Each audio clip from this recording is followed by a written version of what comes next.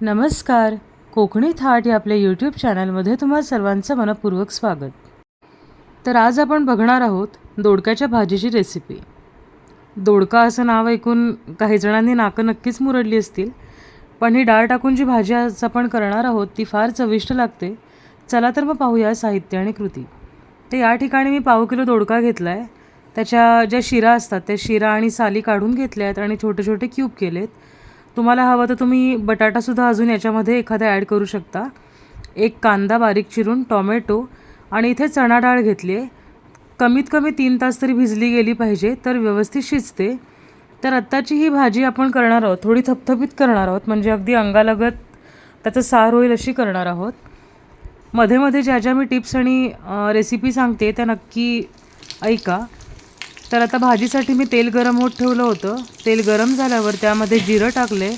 जिरं फुलल्यानंतर त्यामध्ये कढीपत्ता घातला आहे आणि जो आपण बारीक चिरलेला कांदा घेतला होता तो सुद्धा यात घालून घेतलेला आहे. तर कांदा आणि टोमॅटो खरं तर ऑप्शनलसुद्धा असू शकतात. जर तुम्ही पातळ भाजी करणार असाल तर तेलामध्ये जे आपण वाटण असतं आपलं नेहमीचं ते फक्त परतून घ्यायचं आणि त्याच्यामध्ये भाजी टाकून ती शिजवून घ्यायची. पण आत्ता इथे कांदा वगैरे आपण वापरतो आहे, चव खूप छान लागते याच्यामुळे. तर कांदा टोमॅटो परतून झालं की त्याच्यामध्ये अर्धा छोटा चमचा हळद आणि आवडीप्रमाणे तिखट घालून घ्यायचं आहे. या ठिकाणी मी तिखट साधं आणि कांदा लसूण मसालासुद्धा घालून घेतला आहे, हे आपल्या चवीप्रमाणे.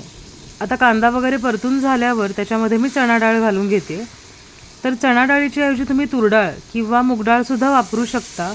फक्त आत्ता मी चणा डाळ शिजावी यासाठी टोमॅटो आणि परतून झाल्यावर चणा डाळ घातली आहे. जर तुम्ही तूर डाळ घालणार असाल तर भाजी म्हणजे दोडका हा घालून झाल्यावर तो एक 60 ते 70% शिजल्यानंतर तूर डाळ त्याच्यामध्ये घालायची आणि मूग डाळ घालणार असाल तर अगदी 80-90% दोडका वगैरे शिजवून घ्यायचा, भाजी करून घ्यायची म्हणजे ऑलमोस्ट, आणि मग त्याच्यामध्ये मूग डाळ घालून घ्यायची. मूग डाळ जर आपण आधीच घातली तर त्याचं अक्षरशः वरण होतं. चवीला खरं तर तशीही चांगली लागते. कधीतरी एकदा त्या पद्धतीने करून पहा. तर या ठिकाणी आत्ता मी चवीप्रमाणे मीठसुद्धा घालून घेते आणि हे सगळं ना व्यवस्थित एकजीव करून घ्यायचं आहे मोठ्या फ्लेमवरती. 1-2 मिनटं वगैरे परतून घ्यायचं. आणि तुम्हाला अगदी खडखडीत सुकी करायची भाजी तर अशीच भाजी ठेवायची आणि ताटावर त्या पाणी ठेवून जी वाफ येईल त्याच्यावर ही भाजी शिजवून घ्यायची. 2 ते 3 वाफा त्याच्यासाठी लागतील. आता म्हटलं तसं मी थोडी थपथपीत म्हणजे अंगासरशी वाटप लावून करणार आहे भाजी, त्याच्यामुळे थोडं कोमट पाणी घालून घेतलं आहे. कमीच घातलं आहे, जास्त घातलेलं नाही आहे. अगदी भाजी बुडेल एवढंच पाणी आहे आणि याच्यावर आता झाकण ठेवून आपण भाजी शिजवून घ्यायची आहे. तर मी असं साधं झाकण वापरले, त्याच्यामुळे पाणी घालून घेतलं आहे. तुम्ही खोलगट ताट वापरलं आणि त्याच्यावर पाणी ठेवून वाफेवर शिजवली तरीसुद्धा चालेल. आता मध्ये एकदा मी चेक केलं होतं, शूटिंग घ्यायचं राहिलं. आता दुसऱ्या वाफेनंतर तुम्ही बघू शकता की भाजी बऱ्यापैकी शिजलेली आहे. तुम्हाला जर मूग डाळ वापरायची असेल ना तर या स्टेजला मूग डाळ तुम्ही ॲड करू शकता चणा डाळीच्या ऐवजी, म्हणजे ती व्यवस्थित शिजेल आणि दाणेसुद्धा दाताखाली व्यवस्थित लागतील. आता या ठिकाणी आपलं हे जे कांदा खोबऱ्याचं वाटण असतं ना कोकणी पद्धतीचं, ते मी यात घालून घेते. अगदी छोटा 1 चमचा घातलेला आहे, जास्त घालायचं नाही आहे. आणि इथे गरम मसाला घालून घेतला आहे 1 छोटा चमचा आणि त्यानंतर एक आमसूलसुद्धा घालून घेते. याच्यामुळे चव येते भाजीला, खूप छान लागतं. आणि हे सगळं व्यवस्थित आपल्याला एकजीव करून घ्यायचं आहे आणि एक हलकीशी वाफ काढून घ्यायची आहे. ती कशासाठी, तर मग भाजीमध्ये हे सगळं वाटण आणि जे गरम मसाला घातला आहे ना याचे सगळे फ्लेवर मुरतात. तर या ठिकाणी आपली आता भाजी जी आहे दोडक्याची ती तयार झालेली आहे. हिरवीगार कोथिंबीर बारीक चिरून घालून घ्यायची.